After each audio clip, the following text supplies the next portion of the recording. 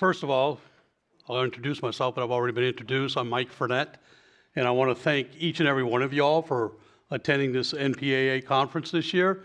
It's quite an honor for me to be able to speak not only to the constituents of this organization, to Pat and his board members and the crew and everybody that helps out, but most importantly, the anglers who are taking their time to sit down and listen to what hopefully isn't very boring, and and hopefully you enjoy it. But I do want to thank you all very much. And as the video showed, Happy New Year to everybody, and I hope that this year is, prosperous and the health is good and everybody enjoys 2023. The first thing I want to say is, and you could probably see from the video that all the slides weren't just about fishing. Well, there's a lot of things that go into this industry. Number one, there's two places that are number one. You've got God and you've got your family. I think that that's both equal and has to be utmost important. Number two, which really is technically number three, is your business. Those first two come before anything else. And if you're going to get into this business, and I'll say chartering, guiding, or even in the industry, whether it's manufacturing, sales, or whatever, the family comes before your work and your business. If not, this is a tough business. There's a lot of hours, a lot of days. You've got to make time for your family. If you don't, you're going to be miserable. And she'll make you miserable. So make sure you go the easy way out. That's most important. All right, and the theme of this year's gathering with the NPAA was controlling your own destiny. Well, each and everyone's destiny usually starts with a dream. When you're younger, or even when you're older, you might switch jobs, you might switch professions. You have a dream, and that dream is strictly up to you to accomplish. Don't let anybody ever tell you you can't do it, because you, as an individual, can do anything that you want to do. There's no question about it. Make realistic goals with your dream. Don't get into the charter business or guide business or tackle sales or whatever and think you're going to become the number one dominant guide in the country in the first year. It ain't going to happen. Just isn't going to happen. You have to build a foundation. Have to do it. And it takes time, and you've got to be willing to sacrifice a couple years, maybe several years. As Pat introduced, I started in the early 80s, and back then, we didn't even know what social media was. Couldn't even spell it. Didn't even know where it became. We didn't have computers. We didn't have cell phones. We didn't have that type of communication. So today, there's a lot more that goes into it as far as marketing goes. You've got to be able to handle the good times and the hard times. And trust me when I tell you this, there's a lot of hard times in this business, a lot. More than what you would think. Even for the guys that are on top, there's still a tremendous amount of sacrifice. There's a lot of hard work, a lot of long hours, and a lot of long days. And, when your clients come down, or when you're fishing a tournament, or you're on TV, whatever you're doing, all they see is that you fish. That's an easy job. Man, you've got the life. Yeah, it's a great life, and it's a chosen life when you pick it. Nobody says you're going to go to work and be a fisherman, or you're going to go to work to be a guide, or you're going to go to work and do a television show on outdoors. No one tells you that. You do it on your own, and you do it by your choice. When I say on your own, I don't mean that you're on your own. You have tremendous amount of support from family, from friends, from people within the industry. And without those people, you never get anywhere. You never get to the top. And that's one thing I will say and recommend. Don't ever forget the first day that you went to work on your own business. Don't ever forget that, no matter how successful you become, because the people that are around you are the ones that make you successful. Now, we're going to get into, how to act professional, within the business, within the industry, because there's a lot of guides out there. There's a lot of charter guides, and there's a lot of salesmen. There's a lot of people in the industry that at times may not be exactly what they should be. And look, we've all made mistakes in our lives when it comes to our business, whether you're a guide, again, a captain, or whatever. We've made mistakes, but you learn from those mistakes, you correct them, and you don't repeat mistake number one ever again. You just don't do it. because you're gonna stumble and you're gonna have some problems every now and then. And like I said before, you have to accept the good days with the bad days. And when I say bad days, you might not be feeling good. The fish might not be biting. The weather might be bad. This isn't an industry where you can stay home. You know, you've got people that are ready to go out on the boat. They're ready to go fishing. They're ready to do something. Unless it's lightning or a hurricane, we're going fishing. And if that's what the client wants to do, and every single one of them does. I can't tell you how many people come down and they're standing on the dock and say, it ain't that bad, Cap. And it's raining cats and dogs. Like, you got good rain gear? Oh, I got the best. Okay, well, we're going. And we do go. And we do make the best of it. And some of our best fishing days have been on the worst weather days. So you just never know. You can't justify going fishing just on a bluebird day. You can't do it, not in this industry. It's inevitable that you're going to be fishing probably more days nasty than days that are good, especially if you're a busy captain or guide or whatever. Don't judge people, period. When you first see them, if they come on your boat or they come into your store or you're walking into a store to make a call, don't judge what you see, because you judge from people's actions and the way they treat you and the way they treat other people. I can remember not long ago, maybe 2 years ago, I had this guy come walking behind my lodge, and I was working on one of my boats in the water. And he comes up, and I'm going to tell you, I've got some raggedy T-shirts. I don't know if that was a signature series shirt or what it was, but it was one of a kind. Let me tell you. And he had these raggedy blue jeans. I shouldn't say raggedy blue jeans, man. You buy them with holes in them now. What's that deal? I don't get that. $100 and you get half the material. Yeah, we're sharp.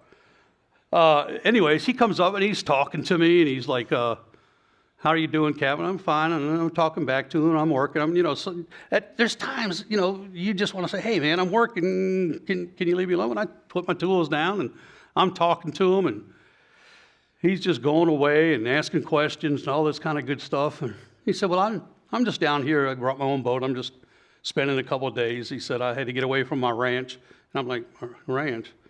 He must be a cowhand or something, He said, yeah, I own 40,000 acres in Mississippi and about the same in Texas and blah, blah, blah. And I'm like, no, this guy's for real, But I would have never known. And then he goes on and he's talking to me and he says, this is, one of my boats was Triton when Earl Bentz owned Triton. And he's like, he said, yeah, I'm good friends with Earl. We have a couple leases together. And I'm like, thank God I didn't brush this guy off.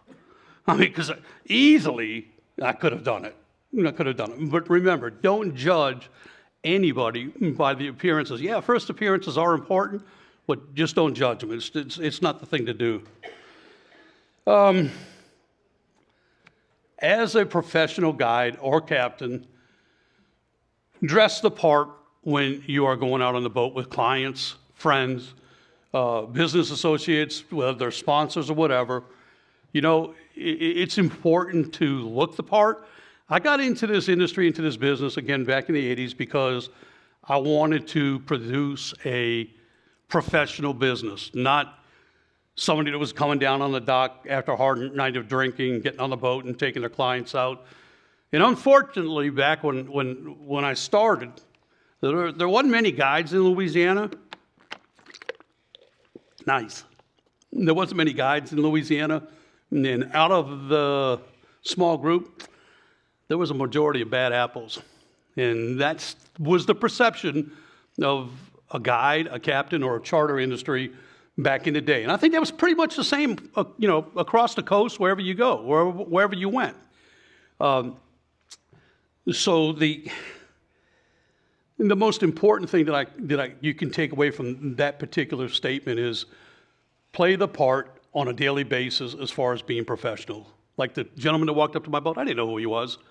If you act accordingly, if you act professionally, you're going to get treated as such, and you're going to retain your clients, and you're going to move up the ladder when it comes to relationships with manufacturers, relationships with anybody that's within the industry. It's important to do that. And most importantly, no matter what your achievements are, no matter how great of a day, you caught the most fish of anybody that's on the dock. You did this, you did that. Be humble about it. You don't need to come back to the dock and brag about what you did. It's not captain versus captain. It's not, you're not out there to compete against the other guys that are out there. You're out there to make your clients happy and to give them a good day. That's the most important thing. Bottom line is, we're professionals, but you're also an entertainer. You've got to keep people going, especially when it's a tough day, especially when it's, just not going the way that you want it to go. It's the nature of the beast. And I'll say this, most saltwater guys, freshwater guys, I understand you probably don't, but saltwater guys, pretty much everybody's got a VHF radio on their boat. Stay off of it. That radio's there for emergency purposes or whatever. I could turn my radio on, and I'm from Venice, Louisiana. I should have said that in the beginning of this, but if I turn my radio on, I guarantee you within the first 60 seconds, there's going to be two guys talking, cursing on the radio. I don't know how they do it. I just don't know it. And you will get part of that conversation during the day. This doesn't go for all the guys. I'm just saying you'll hear this. And they'll be talking about, we get our clients in, who's buying the beer first, who's doing that, who's doing this. That's not what it's about, guys. Entertain your clients that are on the boat. Keep them happy, keep them busy. To me, that's the most important thing when you're with the clients. A couple other issues. No drinking, alcohol. No drinking on the boat, whether you're by yourself, whether you're with your clients, whether you're with friends, whether you're with business associates, sponsors, whatever. No drinking. I mean, I get it on a hot day, you want to drink a beer and all that. It's not on the boat. We had a captain down in Venice this past year and got boarded by Wildlife and Fisheries and the Coast Guard. And I don't know if somebody directed him to him or whatever, but the captain was pretty well gone. And he got arrested for handling a boat on the water under the influence of alcohol. And that potentially you can lose your license for that, because on saltwater and other than the Great Lakes, we have to have U.S. Coast Guard licenses as well as state licenses.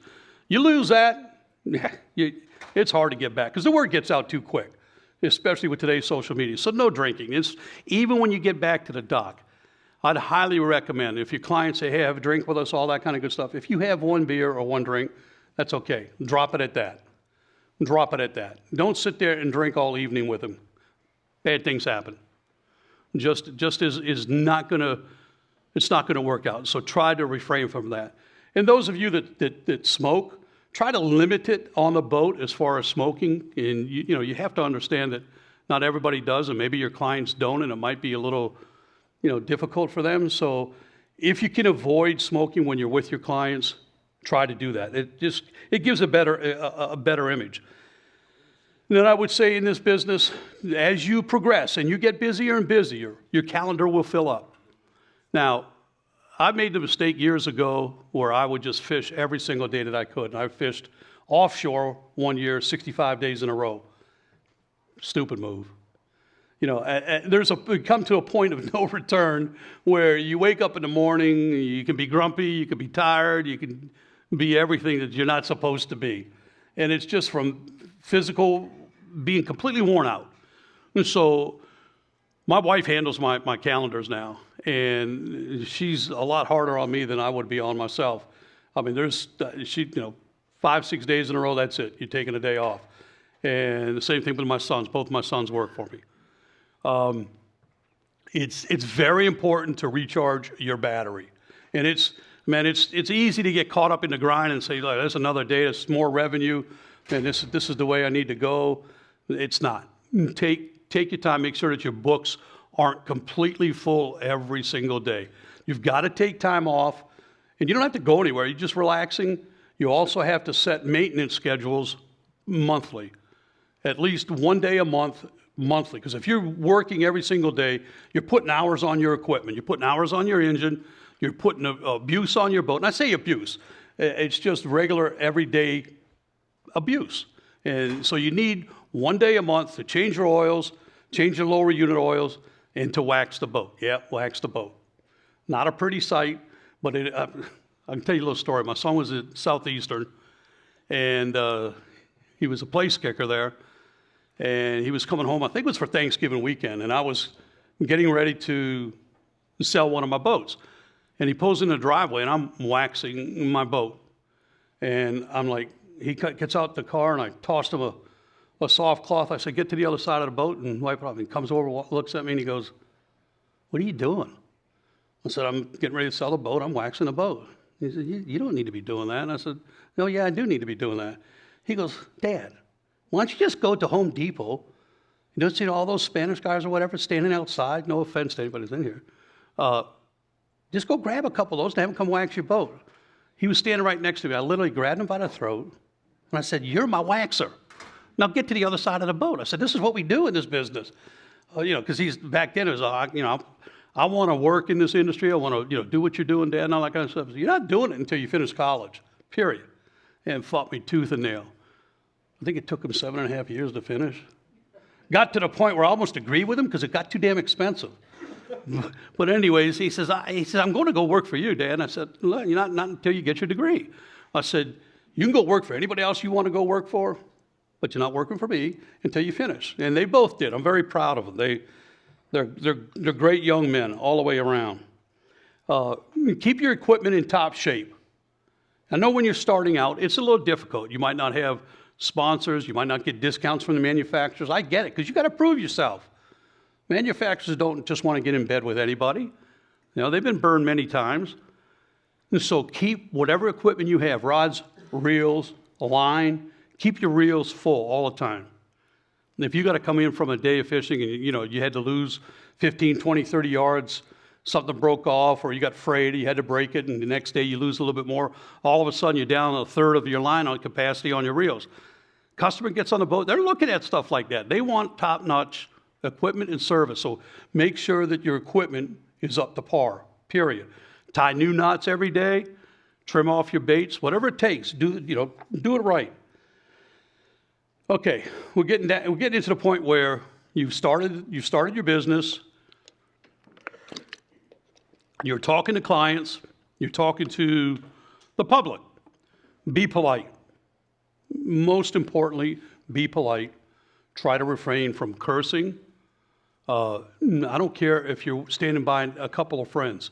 In today's world, somebody could be an earshot away. Just, be professional on all that aspect. When somebody calls you for a trip, the first thing they'll ask you usually is, when's the best time of the year to come? And the response should be, well, what would you like to do? What interests you as far as the fishing goes?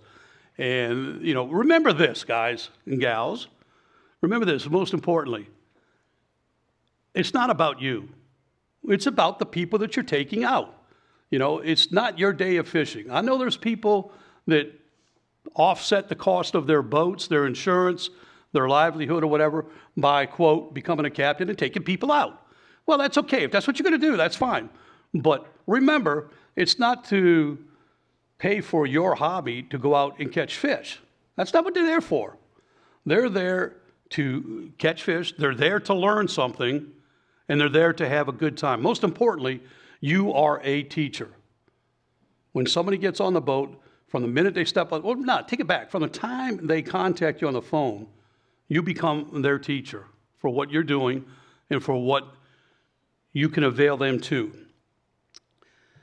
Ask them if there's any type of bucket fish that they want to come catch. And a lot of my clients have come down to fish the big bull reds on light tackle, artificial bait. It's a bucket list for them. Well, I can't tell you how many clients I have now that started off as a bucket list trip. One trip, bucket list. And I'm talking clients that go back several years, that come once, twice, maybe 3 times a year.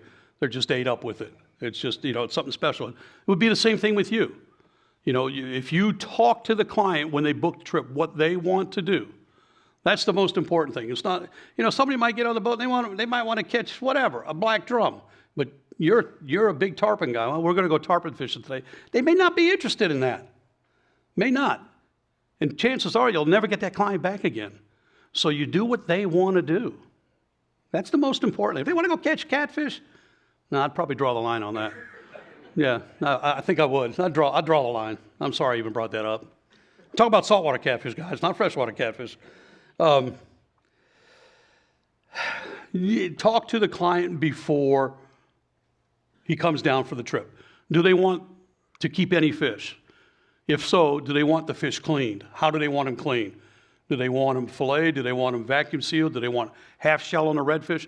Get all that out ahead of time, because you don't want to get on the boat and halfway through the day, somebody says, oh, I want to do this, I don't want to do that, and you're not prepared. You don't have the system set up back at the dock for that particular service.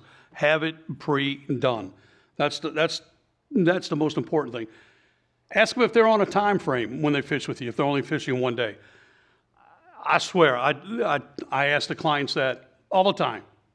I ask them that when they book the trip.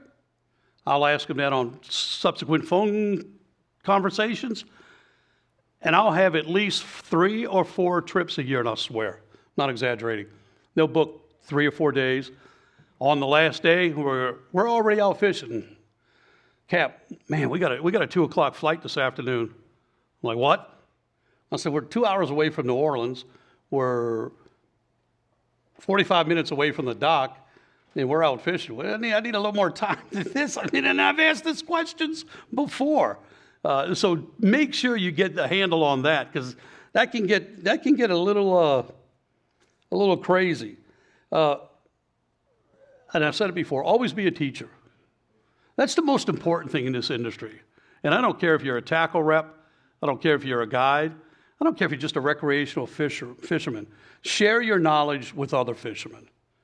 Don't be afraid to. You don't have to give them plan A or spot A. And if you do, lie about it.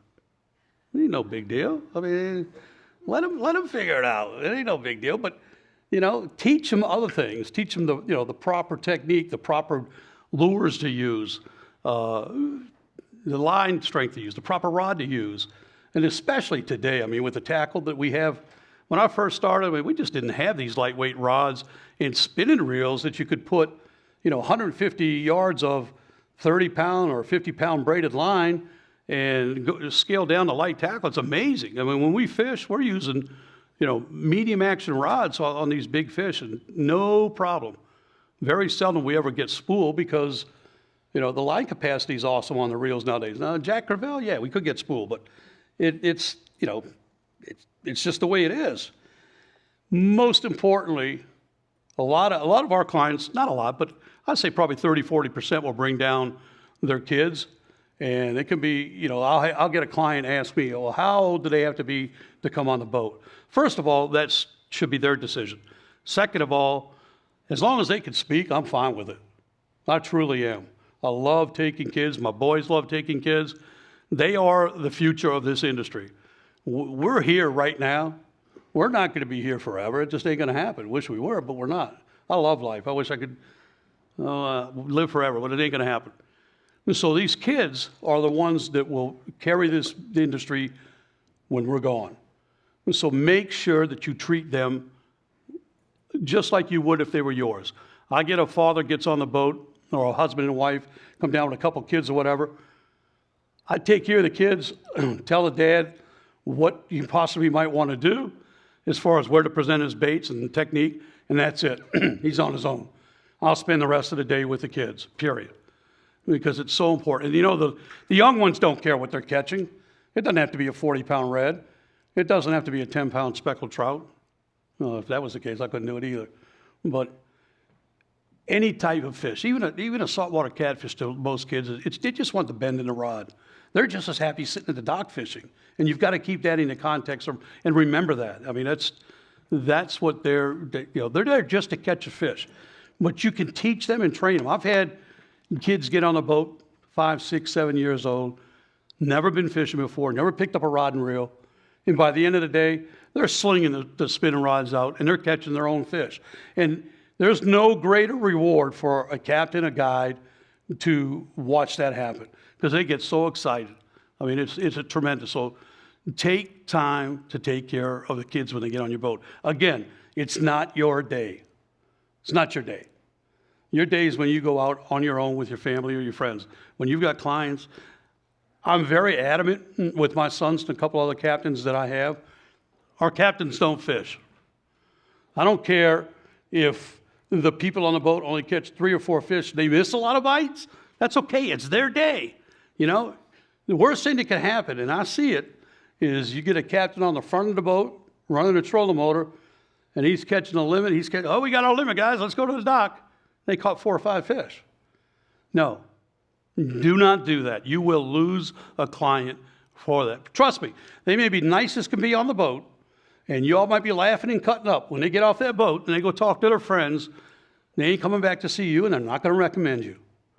And the only time that we'll pick up a rod is if it's slow, and we might need to try to see if there's something that we need to do to possibly entice a bite so that everybody else will know, but we're not fishing. And I've got clients that want me to fish with them, and I got to fight with them. I have a client that has had a big ranch in Texas, and this is true. He fished with me several times. Come down by, he's a doctor, orthopedic surgeon in San Antonio. And he fished with me probably 5 or 6 years. And during that time, he'd said, man, why don't you come down to my ranch and come on hunting and bring the boys down, bring Lori down, bring your dogs down. Well, it's always hard for me to mix business with pleasure. Because you just don't know how to handle the next, time he books and stuff like that, because you become very good friends with them. But you fail to understand it. They respect your business. So anyways, for the first 5 or 6 years, I just never went down. So the subsequent trip, where he just finished catching, man, it was like a 48-pounder on a topwater bait in 2 foot of water. Awesome strike, awesome fight. Gets him to the boat. We take pictures, the whole 9 yards. He had a chair on the front of the deck, so he's sitting with his back towards me, and I'm not fishing. I'm by the console, and he's just sitting there for about 5 minutes. So I'm like, okay, he's resting, but he's pretty in shape guy. I said, oh, whatever, it's hot. So 10 minutes goes by, and he's still sitting there. So I said, Paul, anything wrong with you? And he didn't answer. I said, Paul, is there anything wrong with you? He goes, yeah, there's something wrong with me. And I'm like, oh shit, here it comes. I said, what's the matter? And he hadn't even turned around yet. He still got his back towards me. That's the worst thing. Somebody's going to talk to you, not facing you. Not a good thing. So he says, Mike, he said, you consider me a friend? I said, yeah, I do. He said, well, I've been asking you for 5 or 6 years to come down to my ranch. He said, here's the deal. And now he slowly spins around. He said, you're either coming into my ranch this year or I'm never coming back fishing. I said, well, I'm coming. Don't worry about it. The coming back fishing was more important to me. When I first got to his ranch, I said, well, what a dummy I was, because it was a special place down there. And any of y'all that's ever hunted in South Texas, you know exactly what I'm talking about. It's crazy, man. It just, doesn't look like much lives there, but everything lives there. It's insane. And again, dress the part while you're on the boat.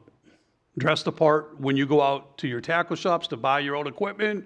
Dress the part when you're out in public too. I know it sounds like a little craziness, but you're in the eye all the time.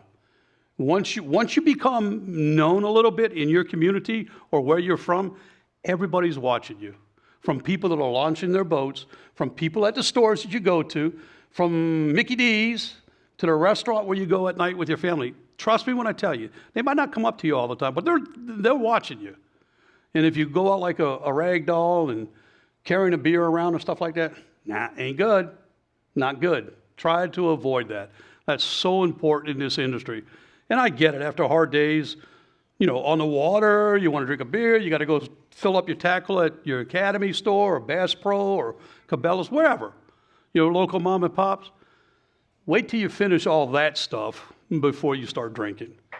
Nothing. You could have drank one beer. You walk up to the counter, you talk to somebody in the store. The odor coming from your mouth, it's going to smell. And the first thing he's going to say, that guy's an alcoholic. You might not be. You probably aren't. But the perception, it's perception. You've got to make your own perception. It doesn't come naturally. You've got to make your own perception. And remember, it ain't about you again. The clients make who you are. Clients make who you are, period. Even when you get busy and things go the right way and you start moving up in the industry, the clients still are the ones who might make you successful. When you first start out, don't be afraid to contact your local outdoor writer and your local newspaper. It's really important. And a lot of people don't think that newspapers are a big deal anymore. They are still. People read the internet, but people love to read a newspaper, and they love to go to the outdoor section, sports section, and read what's going on in that part of the world. A lot of the people that have newspapers do. So contact your local outdoor writer for your newspaper. Tell them who you are. Don't be bashful, but don't be boisterous. Just let them know what you're doing. Maybe you do something a little bit different than other people do. Don't make it a big deal. Be humble about it. Invite them on a trip, a friendly trip. Just take them out fishing. It doesn't have to be about a story about you. It doesn't have to be, this is what I'm going to do in life with my career. Start a relationship with them. That's most important. Once you establish that relationship, it's a relationship for life. I mean, back in the day, we didn't have social media. We didn't have the internet. And I became very good friends with most of the writers with Outdoor Life, with saltwater fishermen. Back in the day, it was Southern Outdoor, Southern Saltwater Fishermen, Marlin Magazine, Big Game Fishing, all these magazines. And I was fortunate enough that I had one of the premier sports writers that lived in the New Orleans area named Bob Marshall. And Bob is an extraordinary writer, just a great writer, and a great person too. He thinks different than I do as far as politics and stuff, but it doesn't matter because we're still friends, and we became good friends. And I met Bob probably in the early '80s. Very helpful, very beneficial to me to create the platform that I didn't know at that time that I needed, and he introduced me to we used to have writers conferences at my. I had the first lodge in Venice for fishermen, and so we entertained many of the writers and developed those relationships. But because of him, and then building those relationships to this day, and a lot of the writers are retired, but I still talk to them. Bob McNally, who's not far, lives close to here. I talk to Bob probably once or twice a week. And he doesn't really come fishing anymore, but we're still friends. Don't make sure that you make those relationships sincere, not just to see what you can get out of it. That's not the way to do it. You always want to give more than you receive, period. And I don't care what business you're in or what you're doing in life. That's the most important. That's just being a good person, a good human being. If you're looking for reciprocal greatness from what you give out, you're the wrong dude. Do not do that. It doesn't work. When you're on the water, or even at the dock, help other guides. If they go to launch a boat, they have a problem, don't snicker and take off and say, I'm going to get to the spot first. Help him. Help him get his boat ready. Help him do whatever he needs to do. Whether you know him, whether you like him or not, it's here nor there. I had an instant last year where one of my competitors, and there's very few lodges in Venice. There's only 3 or 4 of us that really have lodging. And this competitor has a lodge, and I don't really spend a lot talk to him that much, but he was broke down in the middle of nowhere, tied up to this little gas well platform. And I passed him, and I said, "What?" And I started realizing he's not fishing. They're all sitting there. So I turned around and went and talked to him, and I said, and I'm not going to say his name because you might know him.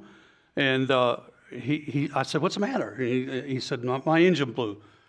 And I said, well, I'll take you in. He goes, I got one of my other captains who's fishing up the road today, Buras. He's going to finish about 2:30, 3 o'clock. And I was moving to another spot. I wasn't done. He said, he'll come down and get me, and it'll be around 5 o'clock. And it was like 12 o'clock then. I said, that ain't going to work. I said, I'm going to tow you in. He goes, no, Mike, I don't, no. And he said, I don't want to interrupt your day. Wrong. I towed him back to the marina, which is probably 10 miles from where we were. And I was able to get him up on the step and got him to the dock, made sure that he got his boat on the trailer, and I went back out.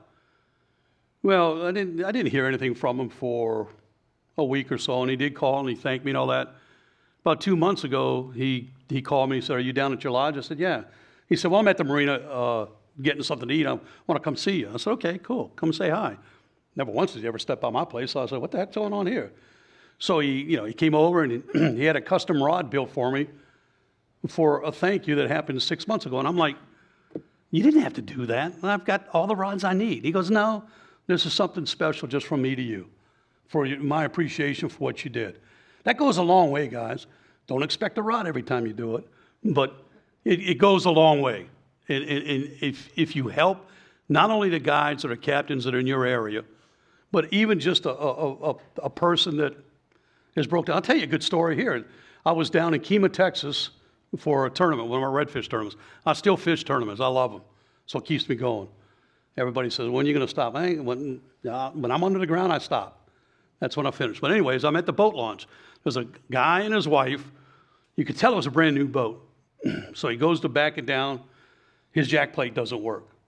And he's got a TH Marine jack plate, a brand new boat. Literally first day out on the water. Want to take his wife out, just go ride around in the boat. So I'm watching him, and my boat's wrapped and all that kind of good stuff, and he knew there was a redfish tournament there. And I walked up to him and I said, man, what's the problem? And he said, my jack plate's not working. I said, look, I can fix it to where I can get your motor down.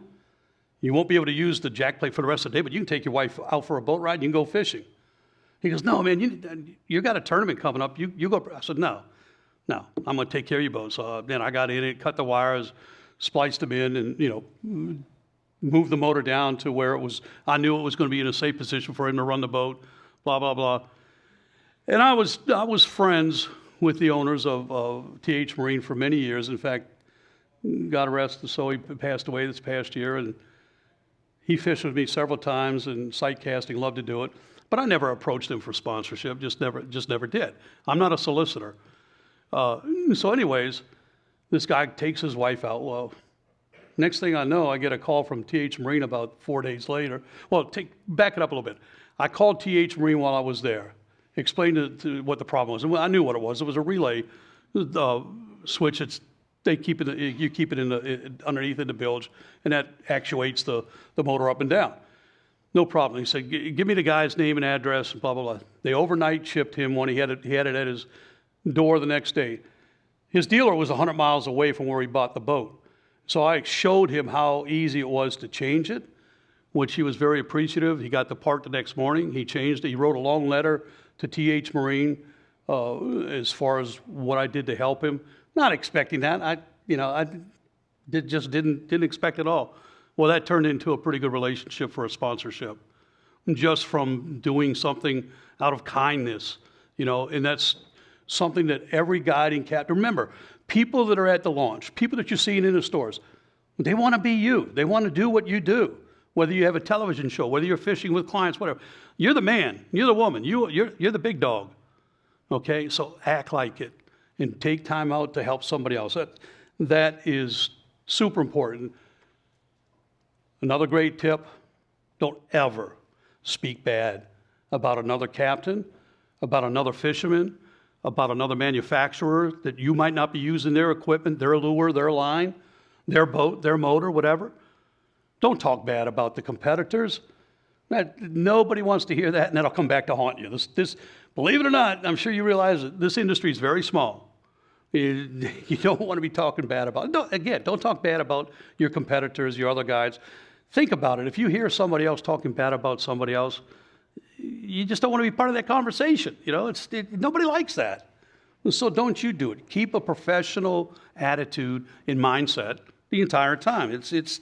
That's just super, super important. Okay, you've developed your business. You've been around for a few years now. You've got some relationships with writers and hopefully some television personalities. And again, I was blessed and still am. I get a lot of press, both in print, in social media, and on television. Bill Dance is a very good friend of mine. We've become very good friends over the years, and we fish 2 or 3 times a year. Can't tell you how many times or how much he's been helpful to me in my career over the years. And I don't forget that. We're friends. We'll talk probably at least once or twice a month and just talk. Maybe not about fishing, not about anything, just how you doing, what's going on, you've been hunting lately, doing whatever, just general talk that you would talk with your friends. And so always act like that with the relationships that you start. They start small, but they come very big in your life, no matter who it is. You may not think about it or think that it does, but 100% it does. Most importantly here, okay, you have become a guide. You become a charter guide. You become a captain. You're a hot dog. You're the one.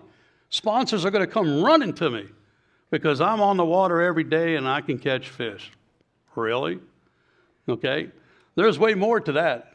You are a representative of the industry. You're a representative of the people that you're involved in. You're a representative of your sponsors or potential sponsors that you're hopefully to get.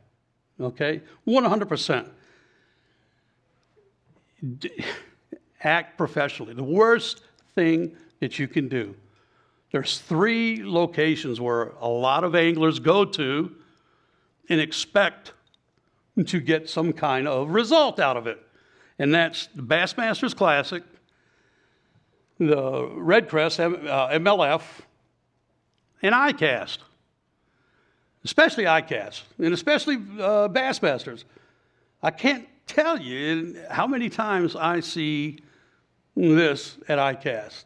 I want this. I want you to do this for me. That is not the place, gentlemen, ladies. They're there for a certain reason. That's not a public show. They're there to develop business, to sell their product, not to entertain Mike Frenette or anybody else to solicit that wants a sponsorship. No problem walking into a booth, introducing yourself, and asking if somebody's got a card that's in the marketing department. If not, they'll graciously give you their information. You thank them for their time. You make it a 30-second conversation. After the show's over with, you send them your information. And be professional about that. Have a media guide. If you aren't savvy enough to develop your own on your computer, pay the money to have somebody develop you a nice media guide. You put that on a thumb drive and you send it to the appropriate person. You'll either get a call back or you won't. That's okay either way. But do not do it at the shows. Worst place. I promise you, you might have got lucky every now and then, but I promise you, you do it at a show, you're done. You get filed in a do not even call back routine. Not a good thing. They'll smile and they'll talk with you and stuff like that. That's not the place. They don't want that. It's kind of the worst thing to do. And when you do your media guide, have it done, make it look sharp, and put everything in there that you do. You may think little to yourself, but it's big to them. Pictures. You can even put videos on them now.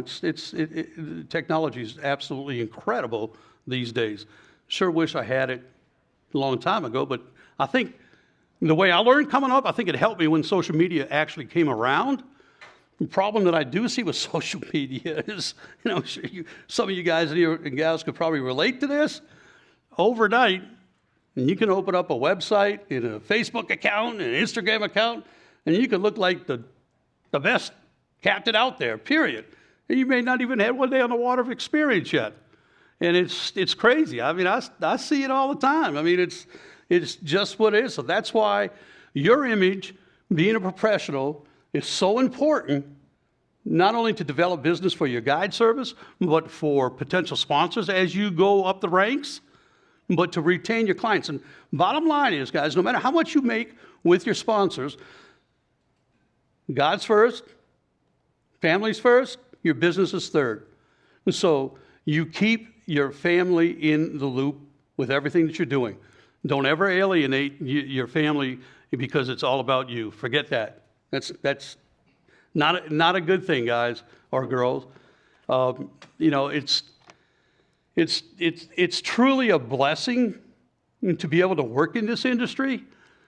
I've been blessed on many different accounts as far as what I have received, the relationships that I've developed. There's people in this room that I've been friends with for years and years, and still friends with them, and cherish the moments when I get to see them. Because we don't get to see each other all the time, but it's special because they're true relationships, they're true friends, and you need to keep that at the top of your list when you meet somebody. Again, keep them as a special friend in your mind, no matter how long you've known them, and treat them like that. That's so important. Again, just, do the right things and the right things will come to you. Don't expect things to come to you right away. It just doesn't happen like that, and it just doesn't do it. You gotta work hard. The guys that are the CEOs at the top of major industries, president of banks, they don't start out like that. A lot of them start off at the roots, bottom line work, and move their way up because they know how to respect people. Respect is the number one word. Respect everybody, and you'll get the respect. Thank you very much, everybody, for being here. Again, it's my honor to be able to speak in front of you. I really appreciate it because I really do love what I do, whether I'm tournament fishing, whether I'm fishing with my clients, whatever. I love what I do. So make sure that you love what you do and keep it up. Make everybody proud of you. Thank you.